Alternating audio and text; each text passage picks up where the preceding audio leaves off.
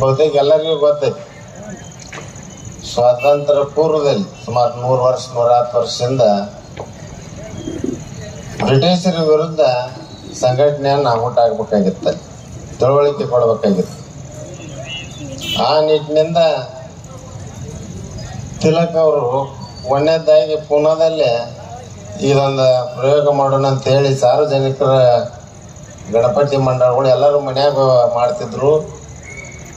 ಒಂದು ಸಂಘಟನೆ ಮಾಡ್ಬೇಕಂತಂದು ಭಜನೆ ರೂಪದಾಗ ದೇಶಭಕ್ತಿ ಗೀತೆಗಳನ್ನ ಭಜನಾ ರೂಪದಾಗ ಹೇಳ್ತಾ ಎಲ್ಲರನ್ನೂ ಸಂಘಟನೆ ಮಾಡ್ಬೇಕಂತ ಅವತ್ತಿನ ದಿನಮಾನದಾಗ ಎಲ್ಲರನ್ನೂ ಒಗ್ಗೂಡಿಸುವಂಥ ಕೆಲಸ ಮಾಡಿ ಪ್ರತಿಯೊಂದು ಓಣಿ ಅಂತ ಸಾಧ್ಯ ಆಗಲಿಲ್ಲ. ಊರಿಗೆ 2 ಊರು ನಡಕ್ ಚಾಲು ಆದವು, ವಾಕಿಂಗ್ ಮಾಡತ್ತಾರ. ಬಹುತೇಕ ಅಂದೆ ಚಾಲು ಆದಂಥದ್ದು ಇವತ್ತು ಒಂದೊಂದು ಓಣಿಗೆ 2 ಸಾರ್ವಜನಿಕ ಗಣಪಗಳು ಬಂದಾವ.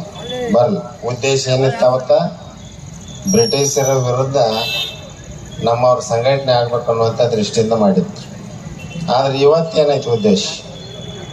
ಅವತ್ತು ಭಜನೆ ಇರ್ತೈತಿ, ಇವತ್ತಿನ ಡಲ್ಬಿ ಗಿಲ್ಬಿ ಇದ್ರಿಕಿಲ್ಲ. ಇವತ್ತು ಮಂಡಳಿಗಳಿಗೆ ಎಲ್ಲರಿಗೂ ಒಂದೊಂದು ದೊಡ್ಡ ದೊಡ್ಡ ಲೌಡ್ ಸ್ಪೀಕರ್ಗಳು ಬಂದವು, ಸೌಂಡ್ ಸಿಸ್ಟಮ್ ಅದಾವು.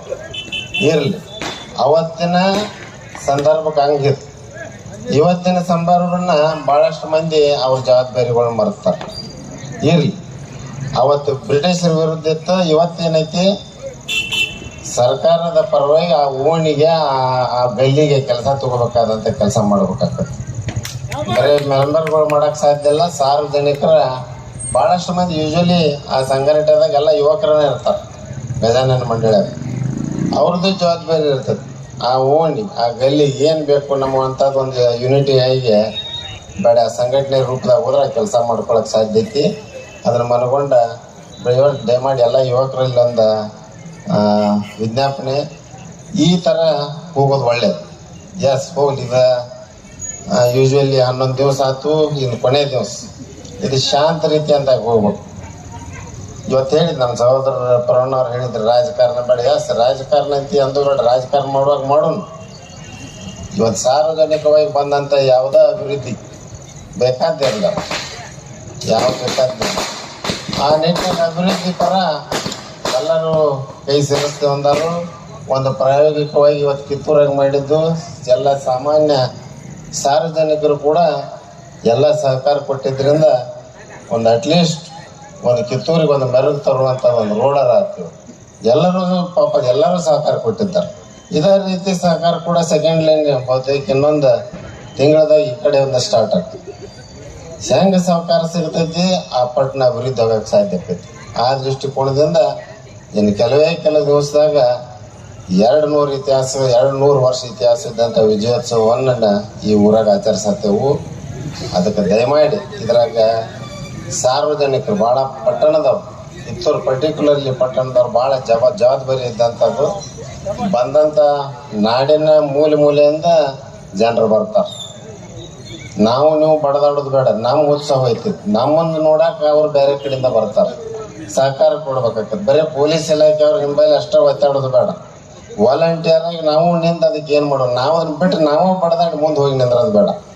ಅದಕ್ಕೆ ದಯಮಾಡಿ ಎಲ್ಲರೂ ಸಹಕಾರ ಕೊಡ್ರಿ. ಇದಕ್ಕೆ ಬಹುತೇಕ ನಿರೀಕ್ಷೆ ಮೀರಿ ಜನ ಬರುವಂಥ ಸಾಧ್ಯತೆ ಐತಿ.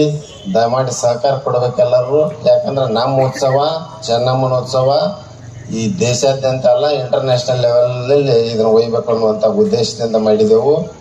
ಅದಕ್ಕೆ ಏನಾರ ಕಪ್ಪು ಚುಕ್ಕೆ ಬಂದ್ರೆ ನಮ್ಮ ಮಾನ ಮರ್ಯಾದೆ ಹೋಗ್ತಾವು. ಅದಕ್ಕೆ ಹಿರಿಮೆ ಬಂದರೂ ಕೂಡ ಎಲ್ಲರಿಗೂ ಆ ಹಿರಿಮೆ ಸಿಗ್ತದೆ. ಆ ದೃಷ್ಟಿಕೋನದಿಂದ ಬರುವಂಥ ಇನ್ನೊಂದು 4-5 ದಿವಸದಲ್ಲಿ ಪಟ್ಟಣ ಪಂಚಾಯತಿಯಲ್ಲಿ ವ್ಯಾಪ್ತಿಯಲ್ಲಿ ಈ ಉತ್ಸವನ ಏನು ಮಾಡಬೇಕು ಅಂತ ಪೂಜಾರ ನೇತೃತ್ವದಲ್ಲಿ ಆಯ್ತು, ಮಂತ್ರಿಗಳ ನೇತೃತ್ವದಲ್ಲಿ ಮಾಡೋಣ. ತಮ್ಮ ಸಲಹೆ ಸೂಚನೆಗಳಿದ್ರೆ ಎಲ್ಲರೂ ಕೊಡ್ರಿ. ಏನು ಸಾಧ್ಯ ಈ ಉತ್ಸವನ ಮೆರಗು ತರಕ್ಕೆ ಏನೇನು ಅವಕಾಶಗಳದಾವು ಬೇಡ, ನಿಮ್ಮ ಸಜೆಷನ್ ತಗೊಂಡ ಅವನ್ನೆಲ್ಲನೂ ಕೂಡ ಒಳಗೊಂಡ ಒಂದು ವಿಜೃಂಭಣೆ ಆದಂಥ ಉತ್ಸವ ಮಾಡೋಕ್ಕೆ ಎಲ್ಲರೂ ಪ್ರಯತ್ನ ಪಡೋಣ ಅಂತ ಹೇಳ್ತಾ, ಈ ವಿನೂತನವಾದಂಥ ಈ ಗಣೇಶ ವಿಸರ್ಜನೆ ದಿವಸದಿಂದ ಸೌಹಾರ್ದತೆಯಿಂದ ಹೋಗ್ಲಿ ಅನ್ನುವಂಥ ಉದ್ದೇಶದಿಂದ ಇವ್ರನ್ನ ಕರೆದು ಅವರು ಕೂಡ ಹೇಳಿದ್ರು ಇದು ಏನಕ್ಕಂತ. ಒಂದೊಂದು 10-90 ಅಂದ್ರಲ್ಲ, ಒಂದು 2 ಇರ್ತಾರೆ. 98% ಒಳ್ಳೆದ ಬಯಸ್ತಿರ್ತಾರು, ಬೇಡ ಒಂದು 2 ಉಪ್ಪಿಗೆ ಅವ್ರು ಒಂದು ಇಬ್ರು ಇರ್ತಾರು, ಅದಕ್ಕೆ ಚಾನ್ಸ್ ಕೊಡೋದು ಬೇಡ. ಈ ನಾಡಿನಾಗ ಯಾವತ್ತೂ ಅಂತ ಕೋಮು ಗಲಭೆ ಯಾವ ಆಗಿಲ್ಲ. ಎಲ್ಲೋ ಕಿತ್ವಿ ಇರ್ತಾವೆ, ಹುಳುಗಳು 1-2 ಇರ್ತಾವೆ.